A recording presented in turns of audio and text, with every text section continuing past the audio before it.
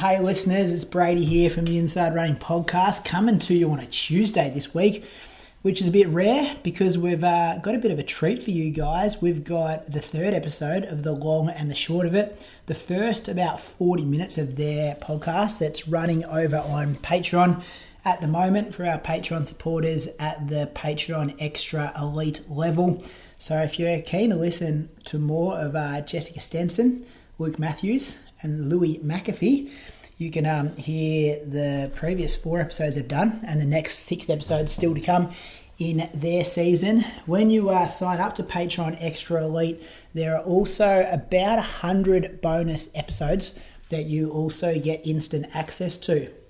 So there's 67 episodes of The Road to Nowhere with Nick Earl, Ali Pashley and Joel Tobin White.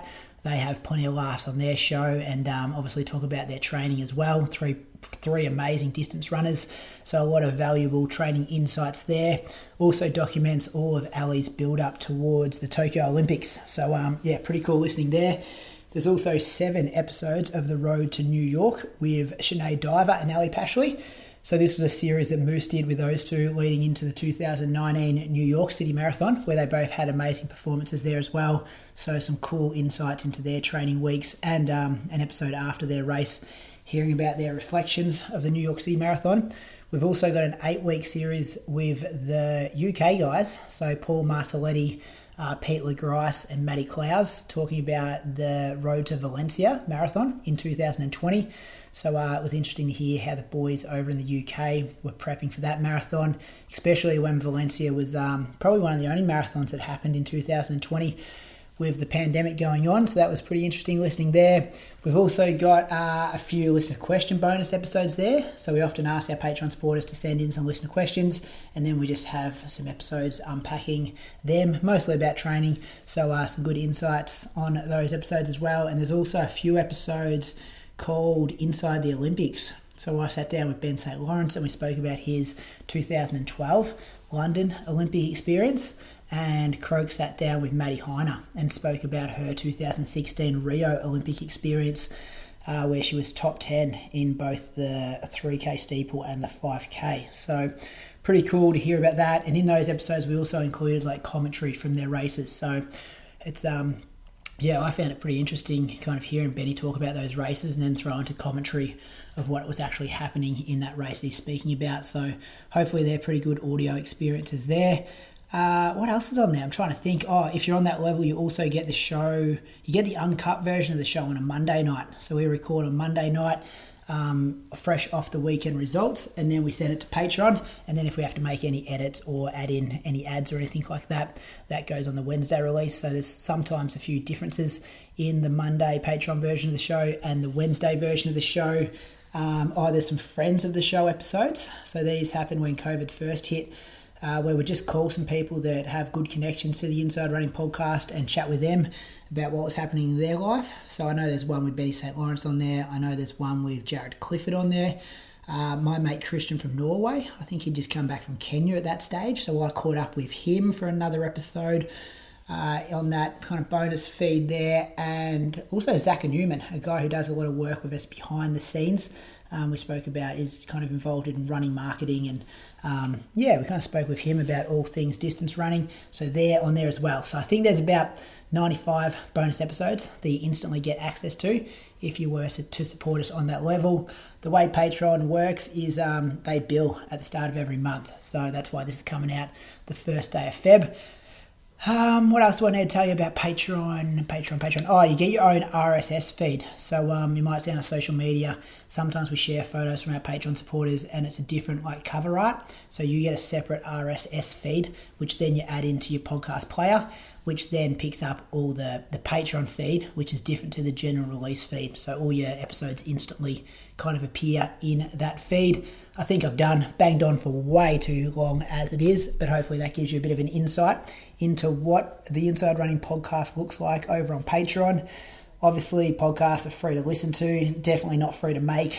The amount of hours that go into putting this show out every week, and also Shoe Geeks, which goes out monthly, they add up quite a lot, and a few costs behind the scenes. So if you're in a financial position to support the show and you think it brings you value, if it brings you that, 15, I think it's $18 with the US conversion worth of value a month, we'd love to have your support over there on Patreon. And really, sit back and enjoy this first 40 minutes of the long and the short of it, episode 3. Cheers, guys, and we'll see you on the Wednesday release of episode 222, which will be out tomorrow. Thanks for listening.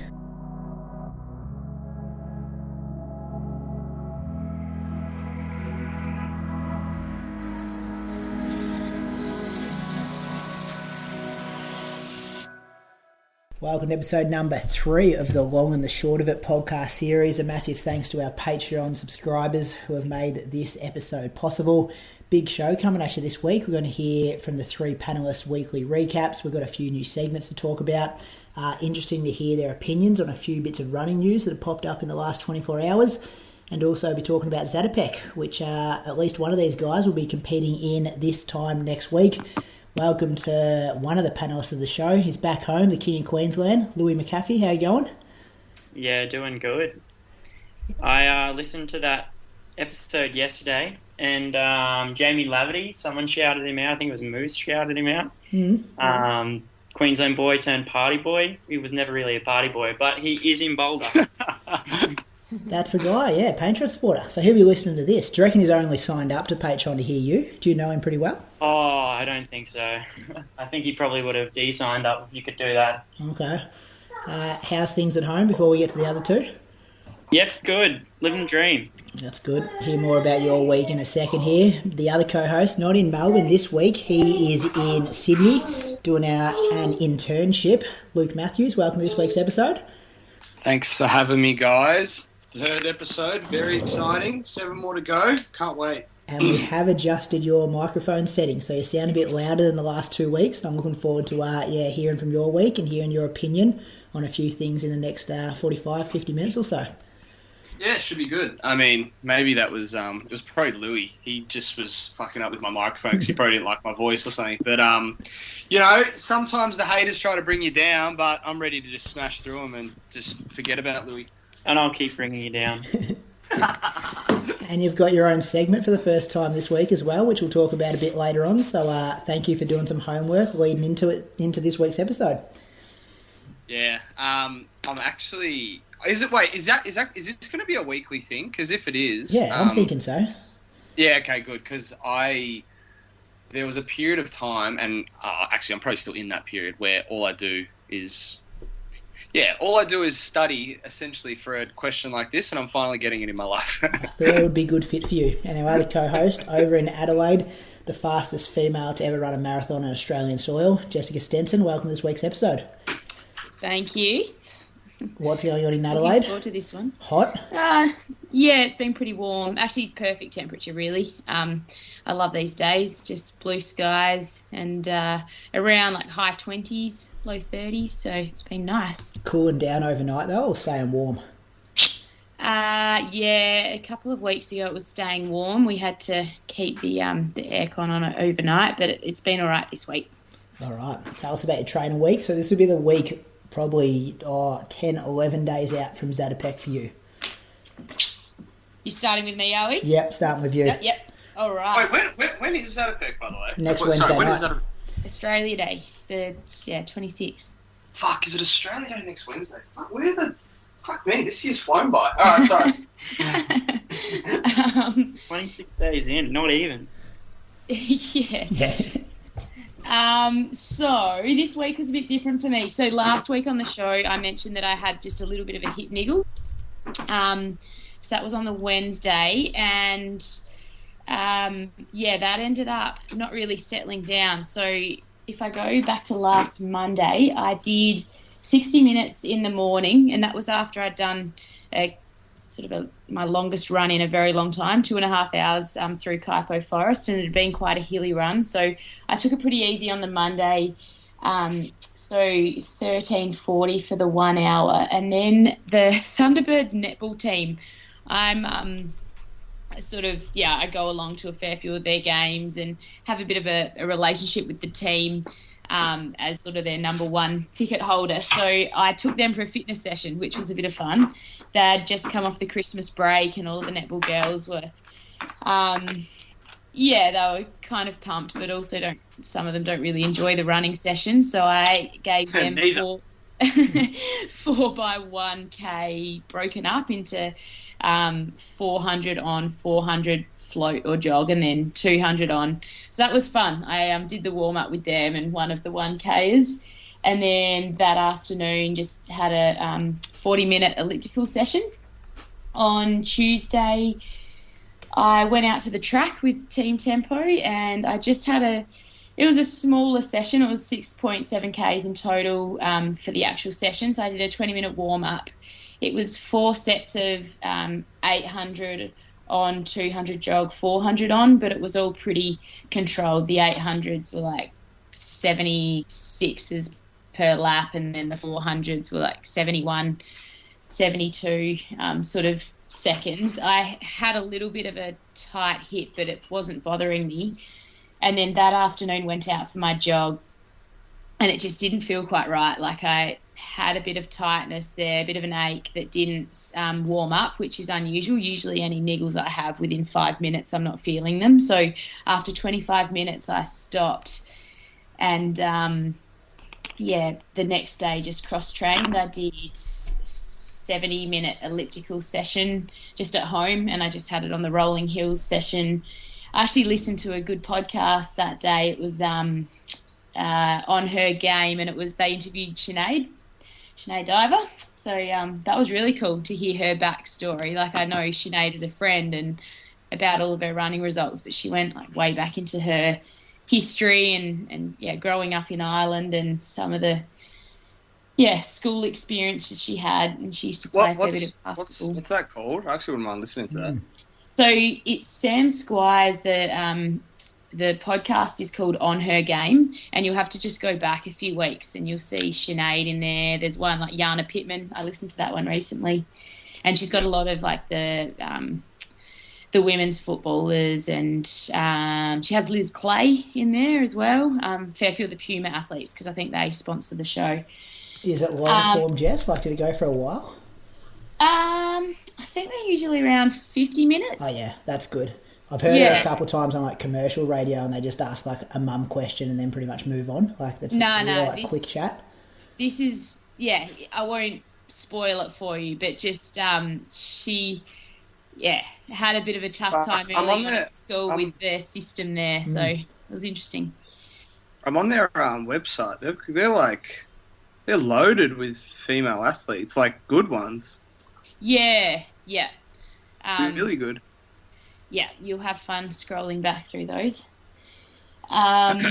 So that was Wednesday. It didn't hurt during the elliptical, but just doing things with Billy, I could feel it, like when I sort of would twist to pick him up. And so by Thursday, I did another elliptical session in the morning for an hour, and then decided to see the sports doctor.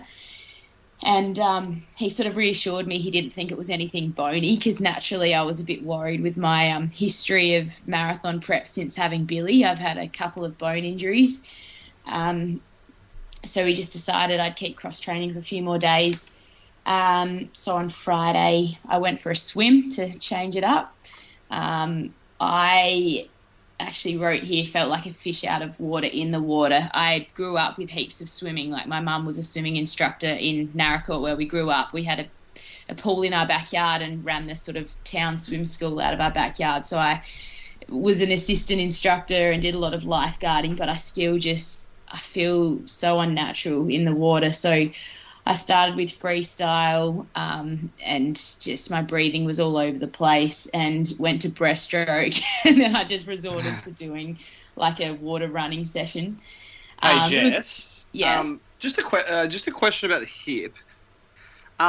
Do you think that the hip tightness is more like load related, or like you're favouring one side, or like what do you put it down to? Because I'm just thinking, like, with the hip, if you're still doing water running and elliptical, is there a chance that you could still just because it's only come on in the last few days, or like, well, I mean that you've always had stuff going around, but because this one specifically, like, could the water running and the elliptical still be aggravating it a little bit, or do you reckon I was wondering that when I got on the elliptical for the first time, and it didn't.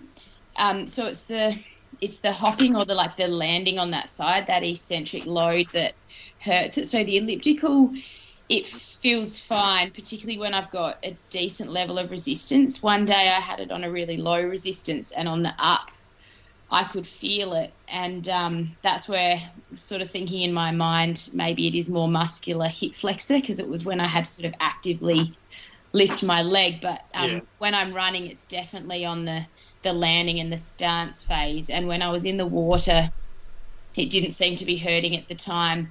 But yes, definitely, things don't always hurt in the moment, but you could still be aggravating it, and it pulls up a bit sore afterwards. So I've sort of been, during the week I was trying to figure these things out, not wanting to stop training altogether. I took a rest day completely on Saturday to see if that helped it at all, with those same thoughts, like could cross training, even though I'm not feeling it in the moment, be aggravating it.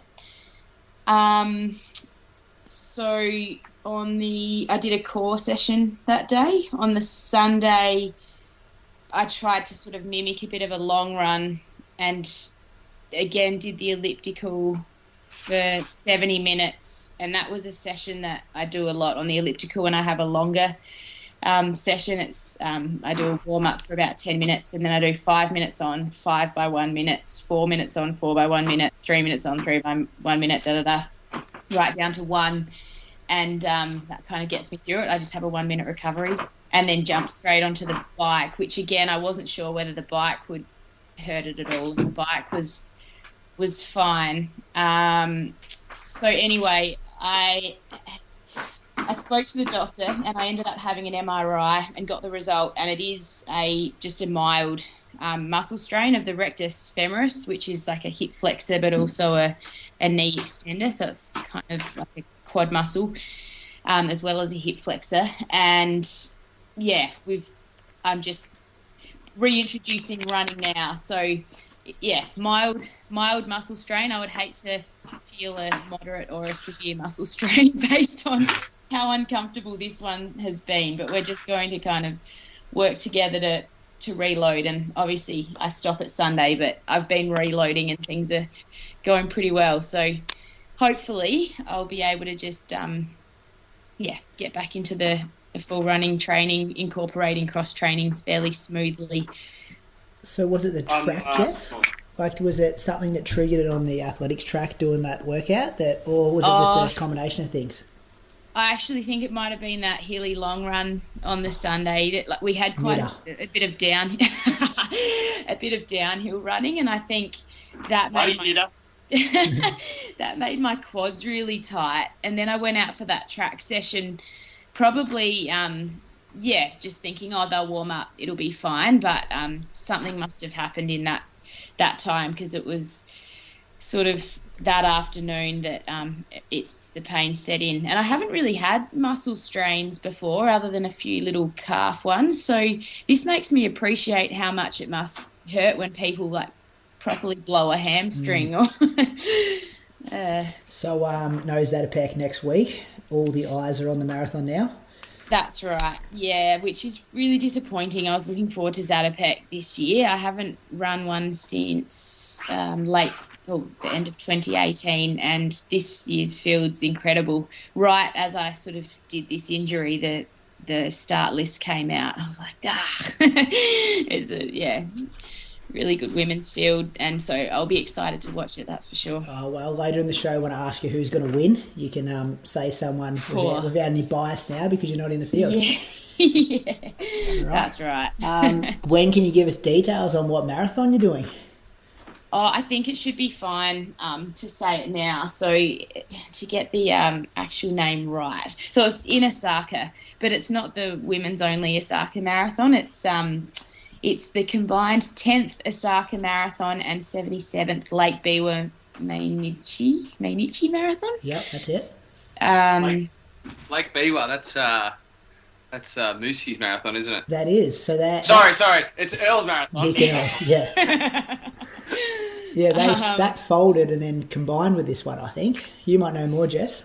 No, I don't know much about the history of it. I was a bit confused because I know the Osaka Women's Marathon, which I think is a little bit later, maybe. I don't know if they still have. That's the one that they give out like Tiffany like necklaces and stuff to all the Oh, finishers. that's Nagoya. Oh, Nagoya.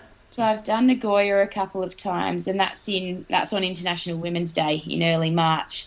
That's the one that Ali did for her PB, wasn't it? I think so. Yes. Yeah. Yeah. So I ran that one in 2012 and 14, and I think Ellie did it in, was it 18? I think it was 19, the start of 19. Yeah, that was the same day as Lake Biwa when Moose and Nick had that battle. Yes, because that was her Olympic Paddle. qualifying run as well. Yeah, it was. Yeah. Yeah. Jess, how far away is that? Like, what's the date? It's like 5 an weeks. it's like an 8-hour flight, isn't it? Thanks. 5 weeks. So I'm pretty happy with the training that I've done to this point. I just need to get through this little patch smoothly, and I'm pretty familiar with cross training these days, so it doesn't scare me as much as it used to have to, combine running and ellipticaling. So I'll just keep working with my physio and the sports doctor to make sure I'm doing enough but not too much. You're always kind of riding that line a bit when you're preparing for a marathon with a bit of a niggle, but I'm feeling better about it now than I did a week ago. What will the field be like, Jess? Oh, sorry, Luke.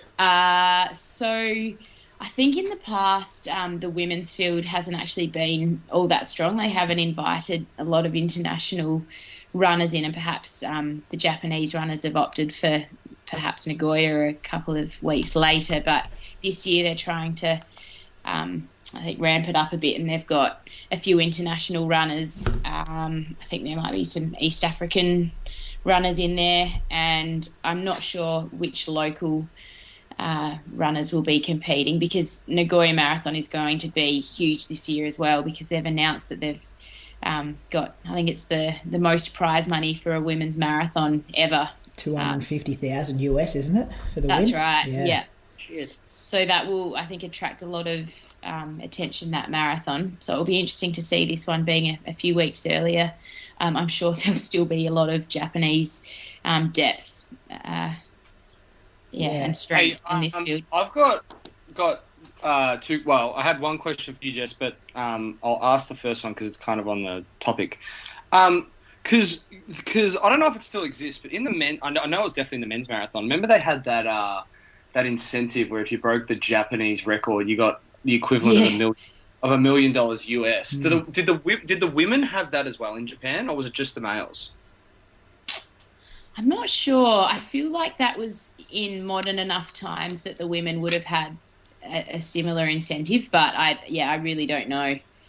Yeah. And then so the other one that I was going to ask, just because I actually just got no idea. How, I'd say, one, have you, like, what has, with all the marathons you've done, have you done any cross training, or have you done cross training in the lead up to a marathon like you're currently doing in the past? And if you have, how have they gone, or how has it gone? So the first marathon that I needed to cross train in the lead up to was the Glasgow Commonwealth Games in 2014. That was when I had a second Met stressy, and that was quite a long period of running, a few months before the marathon, and then I was able to do a fair bit of running still before the marathon. And at the time I ran a PB in that race, so that one sort of showed me that you can get there with cross training. And then I had the same injury in the other foot in the lead up to Rio, so I was doing a lot on the Alta G treadmill before that one. And then the recent Perth Marathon, I did a lot of elliptical training in the lead up to that one. My mileage was a fair bit lower. My running mileage was a fair bit lower compared to other marathons, and I was still happy with the result there. So I've kind of learnt that mentally, if you can get through the cross training, as long as you get some really good quality long runs and long sessions in, getting a feel for your ideal sort of marathon pace, you can still get a result that you're you're looking for. It's just you have to keep trusting the process, because it's pretty scary when you're comparing to, marathon preps where you were running, 180 Ks a week, when you see that you're only getting up to 130 or 140. But certainly the cross training seems to still be effective, particularly I think the elliptical, because it does mimic running a bit. But yeah, I think, that's good to hear. It's good that you've had some decent, actually some really good results of cross training. Because I think the biggest thing, what was that, sorry? You could learn from this. Dodging races. I've never been a great learner, but I'll try. But yeah, I think I think the biggest thing with cross training, and I know it for myself. I kind of learned a little bit last year. Is I feel the biggest thing is believing that cross training is actually doing a thing. But now that you've actually got a good sample size and you've got good results on the back of a cross training within lead up, I feel you're always going to have that confidence in the back of your mind. So yeah, it's just, as I said, it's not as enjoyable. I love being out with the squad, running with them, and the feeling of doing your marathon specific sessions when you've got your teammates around you firing you up is great. So as long as you still make sure you're getting a few of those ones in, and then you've got some good podcasts to listen to during the cross training, or YouTube clips in your case. Hey Jess, we got talking on our podcast this week about the role of managers and how people get into races. There was a listener who wrote in really interested about it, and Moose made the point to bring it up on this podcast because obviously, you get into international races, and Luke, I think you'll have some good stuff to add here as well. Not sure about you, Louis, but we'll be able to ask you the same question. But could you guys maybe... Hey, Louis, just go on mute for this one, Louis. But Jess, could you maybe talk us through the process of how you get into these races? We weren't sure who your manager was when we were talking about it on our show. Yeah, so I'm with Posso Sports. So they've been helping me since 2012. Spanish? Based in America, actually. So Derek is my manager specifically, but Louis, who owns the business, I think he's, I don't know where he lives actually, but I think he's possibly Spanish. I got into my very first marathon in early 2012. So that was the Nagoya Marathon, actually. And that was through reaching out to Posso Sports, who Chris Wardlaw actually got us onto. And then they've helped me to get into races ever since. But after having Billy in late 2019, it was quite challenging to get into races. And I think, well, one, I just had a baby, but two, COVID meant that there were, I think, smaller fields, and, marathons were inviting less international runners because of all of the logistical challenges. And so, it was basically Perth Marathon that kind of enabled me then to get the opportunity to get into an international field again. So, get the time on the board to then have the bargaining chips to be able to present to races, I suppose. Yeah, and look, there are still doubts with the COVID situation, and I think 2 Japanese races have now been cancelled in January, so I'm well aware that, I could get the email to say that, this one may not be going ahead, so you've just got to always be thinking about other possibilities if that were to happen. Yeah, I see Maragami, the half marathon where Brett set the Australian record, just got cancelled yesterday. Yeah, that's a bit of a great worry. Race. So yeah, sad. And Luke, can you maybe just talk us through Stephen Haas, still your manager? Yeah, so I'm with Haas. So he's American based, and he works under Total Sports. But Australians, we've got, who do we have? I'm pretty sure Charlie Hunter signed, but away from of late, Jessica Hull, Morgan McDonald. I'm pretty sure Jenny Blundell randomly is with Haas too. A few Australians, but yeah, the way that managers work in athletics, I'd say track, because I think management. I feel like management for marathons are a bit different because you kind of have contracts with the race, whereas in I feel like in pure track, like pretty much what Haas does for me is he'll get me. Well, firstly he'll he got me my contract, so he dealt with all the various brands and then kind of gave me an option of things, and then I ended up picking the best deal pretty much. And then they'll obviously take a commission. So I'm pretty sure in athletics it's pretty standard to have 15% on anything, which I don't know. You kind of look at it, and 15% it does seem like a lot, but when you're traveling and you're doing everything overseas, you do see it. So away from that, Haas also gets me into all the European races, and then he'll also kind of, if I want to go to Flagstaff, he'll look after my flights there. He'll look after my accommodation, and then he'll obviously take the fees, like what it costs him, out of my like contract money. And then it's pretty much a track agent. They get you into races. They sort your contract out. They deal with all your travel, and they try to just put you in the best positions possible to succeed. Originally was with Nick, and even though I think he's a fucking prick of a bloke, I think that he runs a really good business in the sense that he gets people into their races. He puts a good team around people, and he's a good businessman. So that's kind of my two experiences, I suppose. Hey, and then while we're talking on this topic, the Patrick Tiernan news that came out last week, like, do you have any speculation about that, or what do you reckon happened there? To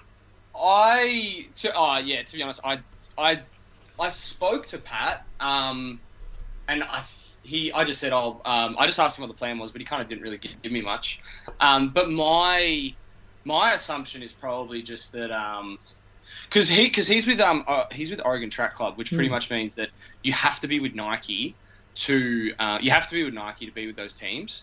And sometimes if people know that you have an allegiance to, say, a Mark Rowland or a Jerry Schumacher, there's a chance that they could really lowball you, because it's like, well, we know you're going to stay with Nike because we know you're going to stay with the coach type thing. So what I reckon's happened, I reckon it's probably just Nike have given him an offer a lot less than what he wanted, or a lot less than he deserved, or a lot less than he was, what he should get. And I'm assuming I'm pretty sure he's still with Nick. So I'm assuming Nick seems to have a pretty good relationship with Puma at the moment. I reckon Nick came in and said, "Hey, we'll get you a really good contract with Puma," and that's that. So, but I think the sad thing for him is that him and his fiance moved all the way to from Philadelphia, like Villanova, all the way to Eugene, Oregon, like literally like the longest travel you can do, based there. And now Pat pretty much has to leave his coach less than 12 months later. So it's a tough one, but at the end of the day, like, he's an adult. He's got to he's got to eat. He's got to put a roof over his head. But that's what I reckon it is, and I'm saying that fully out of speculation, and I might have that completely wrong, but that's what I think happened. Yeah, I just wonder what the situation would have been like if he held it together that last lap at the Olympics. Like, you know what I mean? Like, it was one lap off probably having one of the best 10K that we've seen at an Olympic 10K for an Australian for such a long time. Yeah, I don't know. It is interesting with Nike, because you got to think people like Leo Manzano. He won the Olympic silver medal in 2012, and he got dropped by Nike at the end of that year. So, they're pretty savage. But brutal. Yeah. They do, yeah. I mean, it's they're it's a business at the moment, for everyone, though, isn't it? Yeah, it's a business. Yeah, it's a business from the business and from the athletes. So. Just before to answer your question, sorry, Luke. So Luis Pozo, who owns the business, he's Colombian, and he manages soccer players as well. Oh, right. Footballers, yeah. Okay. Jess has done a bit of quick Googling there just to make sure she's got the I country was correct. like, speak Spanish, Brazilian, Colombian. Don't I learnt I learnt when I went to the Olympics in Brazil, which was in you said Brazilian. They speak Portuguese, don't they? Yeah, I get confused. They're very similar languages. I've got a Brazilian auntie, and that's right, it is Portuguese, which is quite similar in some ways, I think. I'm pretty well. Let's go to Louis. You still there, mate? You got anything to add about the management stuff, or are you going to go straight into your week? Wait, can I just quickly say something? Can I just quickly say something? Certainly. Did did when Jess was talking about training with the Firebirds and she did the Thunderbirds. 400s with the did you get a little bit scared and feel like some stitches being pulled out when Jess mentioned 400s with floats? Me. That's been your kryptonite of late, hasn't it? It has. Who runs 400s these days, though? That's right. No, I was jealous. The Thunderbirds are the real deal. Yeah, no, it was a bit of fun. I wanted to be a Thunderbird when I was a young girl. I loved netball, centre, and dreamed of playing for the Thunderbirds, and didn't quite get there. So this was a bit of a dream for me too. All right, Louis, tell us what the week before the race week looks like. All right. So I started at Falls until Friday. So I went an hour on Monday, very relaxed with Rose, and there's a couple of guys from Bendigo that wanted to go slow, so I was all about that. And then Tuesday morning we did Ks, so 20-minute warm-up. We did it on the top aqueduct because it was bucketing down rain, and it was just going to be too bad on that trail that they usually use. So the top aqueduct is a lot better for footing, drains pretty well when it rains. So Riley Wolf came to that one, and anyone who can make me look good in a running photo, I'm all about, and he did a half decent job. So he's very good, isn't he? He's bloody good. So hoping that he's going to be there for Zatopek, and might get some pics of that. Hey, can you clear something up for me? Andy Buchanan, I was talking to him. He reckons he led 5 of the 8 reps. Didn't get a photo. It's probably too ugly. Not a part of MTC, that's why. He also reckons he's also done that. Zatopek twice, 50 laps, never got a photo either. He's too ugly then. Something against him. Maybe. Did he do the 5 though out the front, Andy? Who else in that group with you? I pulled up again, so I was out the back. Any horses this week, Louis? What's that? No. Any horses? Nah, so they're all just out on those trails. So usually you drive the 10 minutes out to the Langfords, and they're all out there. But so we just did it at the top of the village. No horses. Actually really, really good weather apart from the rain. And I lasted 4 reps and then I blew up. So it was better than last week. But I didn't blow up too much, so I was pretty stoked. Then I won the Arvo run that day. Yes. This is the content I want. And Dixie's Hut run again on the Wednesday, so that was 16k. That run is so good. Sick run. I love it. It's good. I love it. It's awesome. That fucking hill is I've lost my soul a couple times on that first hill, but after that, it's a great run. I think you're just allergic to hard work. It's nice as a job, but that workout you're doing, it's hard.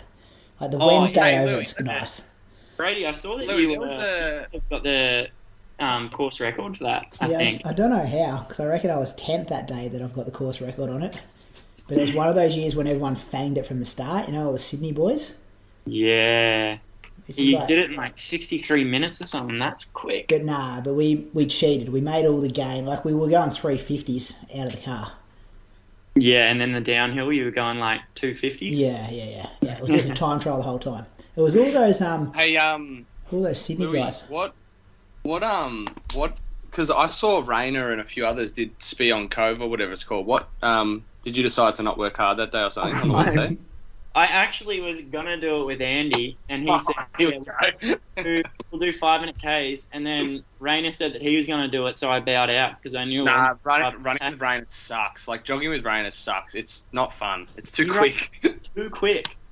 350s. I'm this is not. I'm in no man's land. I'm cooked.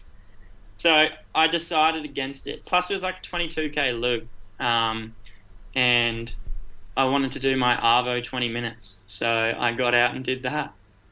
No strides though, so I actually Moose took the piss out of me last week, but I actually really like that arvo, like just getting out in the arvo, especially at falls, because there's nothing to do. And I think it was raining that day, so we just sat in the room the whole time. So I needed to get out and do something. So I did 20 minutes in the arvo. And then quarters on Thursday. This is actually the most I've ever blown up in a session. So I was on a streak. I think that was 5 in a row. I ran, I think it was like 16:10 all up. So I started slower. I started at like 70, 72 for the first 400, and I ended at 82 for the last 400. I was pretty much just flatlining. But everyone was blowing up around me, so I didn't feel too bad. Like, the week before, I was the only one, but this week, like, you just looked at people and they were looking at the ground. It was just a whole lot of anger in that session. Like, no one. I actually saw a funny photo of you, Louis. Where is it? Was it that 2013 one?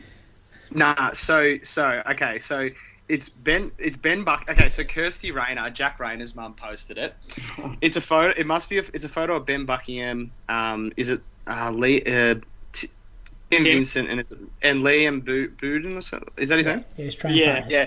So it's a photo of them, and then it's you. It's Jude Thomas, and you, like, pretty much all in a train. And then she uploads a photo 3 photos later, and it's Bucks and Liam, and you are nowhere to be seen.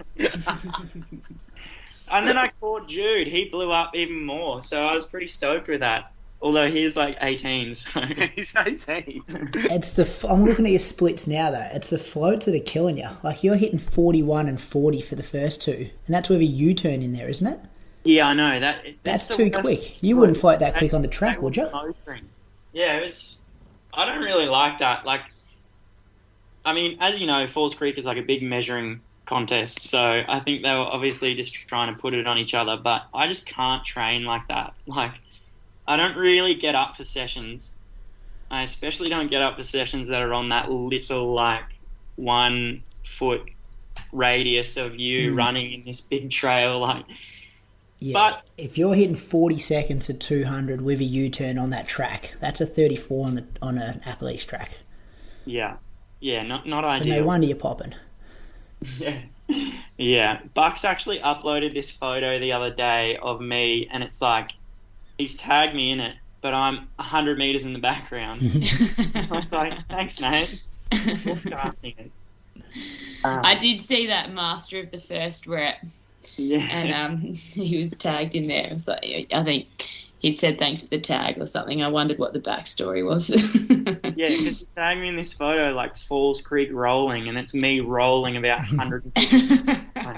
Did he tag you in it? Yeah, no, he's not got a bad bone in his body, so it definitely wasn't having a crack. And then I did 8K in the Arvo. I didn't win the Arvo run, actually. I was so cooked that Thursday Arvo, so I just went super slow. Every run up there that I was cooked after the session, I was like, I'm just going to run really slow. I'm going to try and run like 4:45s, 5 minutes, because that's what I usually run here. And it's so hard to do that there. Like, everyone runs 4:20s, so if you're not running that, then you're like 3 minutes behind, and then that's just running by yourself, and it's boring. So didn't end up running. I think I was like 4:40s, which is probably my slowest run there, which was all right. And then Friday that was my last run up there. Did an hour and a bit with the tower run. And then flew home that day, so got dropped at Albury. Is that how I say it? Albury. Just Albury. It's like a W. Albury. Isn't it New South Wales? Yeah, that's on New South Wales side, and Wodonga's on the Victorian side. Yeah. So shouldn't it be Brady telling me how to say it, not Luke? Nah, it's like I'm on the same river, but I'm like 4 hours away. Luke's probably nearly closer as the crow flies. I drove through it I don't know. Just stop, give a bit of money to the local economy, buy a coffee or something. It's actually got a really good coffee shop. There was a Macca's like just after Aubrey, so I stopped there instead. Yeah, don't bypass into the little small towns. Nah. Then I flew home and went to training on Saturday morning with Jacko and ended my streak. So I actually had a good session. We did 4 by a mile. 4 by a mile? No, we did 1 mile, then 4 by 4, 1 mile, 4 by 4. So the mile was at threshold, and then the 4s were supposed to be 5k pace, mile at threshold, 5k pace. So What were your recoveries? jog a lap between the miles, and then a minute between each 4. Do you want me to read the numbers out here? I've got them open in front of me. It's pretty impressive. Go ahead. 4:48 for the first mile, and then 66, 64, 63, 64, and then 4:46, 65, 64, 63, 61. Come home strong.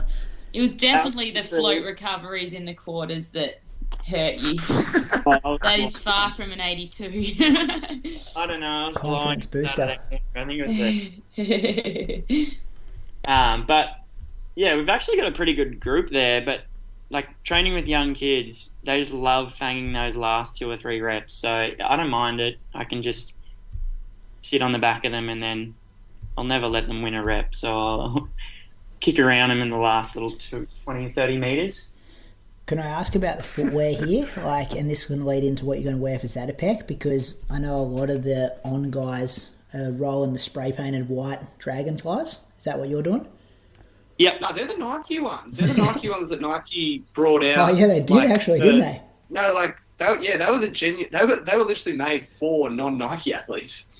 But the original pair. I don't have a pair of them. Yeah, you use whiteout on yours. No, I don't really like the on guy is pretty okay with me wearing shoes, because unless they have a spike, then they're okay with people wearing that's something that's not theirs. Yeah. I think that's like respectable, because they pretty much came out and said, like, we can't do it yet, we can't make those shoes yet, but we're in them, like, we're going to do it. So wear something that will make you feel comfortable, wear something that you feel good in, rather than run in like either those flats that we've got or like old shitty Victories, which is what I ran in last year. And I almost died after that. Yeah. So that's a good confidence booster workout. We know what shoes you're wearing. And then did you get out for a Sunday long run? I did 28k, 2 and a bit hours. So yeah, no, it was a good week. 151, I think. So 2 good weeks. That's good. We're going to put a time on it, because your last 2 Zatopeks, 28.51, and that was 3 years ago, because we missed a year, I reckon, and then maybe 30.03. So kind of 2 contrasting runs for you. Gee, that's shocking. Yep, that felt fucking terrible. But I was just coming back from an injury, and this was last year. I'll just bring out my book of excuses. Yeah, it wasn't a great run, so hopefully I can run better than that. And yeah, judging on the last couple of weeks, I'm gonna try and give it a good crack. Like PB, gonna chase the time. Yeah, I think so. I'll just sit on that group for as long as I can, and then if I blow up, I blow up. Yeah, should be some good people around that mark. We might quickly get some names from you at the end to hear your tips. Luke, tell us about the internship. Start off with, what are you actually doing? Yeah, thanks for having me on, guys. Appreciate it. Yeah, I'm doing a private equity internship. So I'm in my final. Well, I'm doing a subject now, and then I think 2 subjects left that I want to finish by June. But I haven't got much on my resume, so I kind of tried to source a bit of work experience / internship. So ended up having a friend who works for this, or he actually owns the company or runs the company. So I've reached out to him, and he said, "Yeah, come up for as long as you want." So drove up to Sydney, and yeah, doing this. I'm doing 3 weeks up here. So private equity is essentially, it's almost like the way that it works is like a company will the private equity company will buy small companies, kind of run the business and redo the whole business, and then hopefully sell them for a massive profit in a few years' time. So I kind of would like to eventually one day get into like M&A and just kind of transactions or deals, and this is like the perfect work experience. So yeah, and then once this is, Are you the coffee boy? Yeah, so I've just been going to the coffee shop every day. Yeah. And then once this is done, I'm doing it's kind of a bit of a blessing in disguise being injured, because it's actually given me time to focus on other shit. But yeah, then once this is done, I'm actually doing a banking internship at a smaller investment bank. So that'll be another 6-week program, and then hopefully I might need to get a job because I'm still not sure what's happening with my contract. Have you ever worked part-time and stuff, or is this the first time you've done some work? You've been a professional athlete pretty much straight out of school, weren't you? Yeah, we got you 2 days in. I worked briefly at an accounting firm in 2015 and 2016. I was doing like 3 days a week because I originally wanted to do accounting, and then I realised that it wasn't for me. But no, besides that, I did like a few casual jobs, like, kind of year 10, year 11 until maybe like 2014, 2015. But yeah, I pretty much since, I reckon, the tail end of 2016, the only thing I've been doing is really coaching as part of like a job. But yeah, I've been fortunate enough that I've been able to survive off running, which has been good. But hey, the gravy train has to stop one day. Yeah, well, tell us about how you're progressing to get the gravy train back going. What's the training week look like? Yeah, this one was a bit of an interesting week because I better get my Strava. So bit of an interesting week. I came back from the wedding, so I was best man of my best mate's wedding. It was on Saturday, but it was a 3-day event. So we came back on Monday, and I was like, I actually didn't drink or do anything at the wedding, but I was just so tired from the weekend because I don't know, I just feel like I just slept shit every night. So when I came home on the Monday, I literally got into bed and I napped from like 12 till like 4 o'clock or something. Like 4 hours in the middle of the day is just, it's not on. And then, so yeah, that was Monday. And then on the Tuesday, I got out for, I did 5 by 3 minutes. So I kind of came to a bit of a realization that running on a treadmill probably, I don't know, I just feel like I just needed to get out and just pound the pavement and just get my body used to a bit of other stuff. So went out for 5 by 3 minutes, and I did the 3 minutes at about they'll probably like, I don't know, probably like somewhere between 350 to 410 pace. Muggy, still feeling a little bit breathy from COVID, so I didn't feel overly great, but got it done. Pulled up feeling okay. My Achilles felt all right, so that was good. I originally had the intention of going out for an elliptical for like an hour that night, but I only made it 30 minutes. Piss weak. And then on Wednesday, I got out for an elliptical session, and that was 15-minute warm-up, the 2 sets of 10-minute tempo, 2 minutes recovery, and then 5 by 1 minutes off 30 seconds. 20 minutes of tempo and then 10 by 1 minutes essentially. And then I forgot that I said this, but no cool down on the elliptical because I'm a worm. I don't even know what I meant by that, but yeah. And then I also went to the gym on Wednesday. I've been going to the gym. I've been going to the gym. I try to go 3 times a week, but I've probably been more like 2 times of late. Yeah. Gym on Wednesday, so I think I went just before that. Yeah. And then on the Thursday, I did 5 by 4 minutes. On the Thursday, I went out to Fawkner Park again, which is a park just near my house. By 4 minutes off 1 minute recovery. sunny. It was actually that warm, and I usually try to I usually only go tops off when I'm feeling really fit or if I'm looking a little bit lean, which doesn't happen that often. But it was so good that I actually ran in Faulkner Park with my top off, scared a few people away. But I was at 8:49 a.m, so there wasn't too many people out, which was good. Bit of Did that feel a fair bit better than the 3-minute reps? Yeah, it felt a little bit better actually. Yeah, that one was good. Bit of sub 4-minute work there too, 350s. Yeah.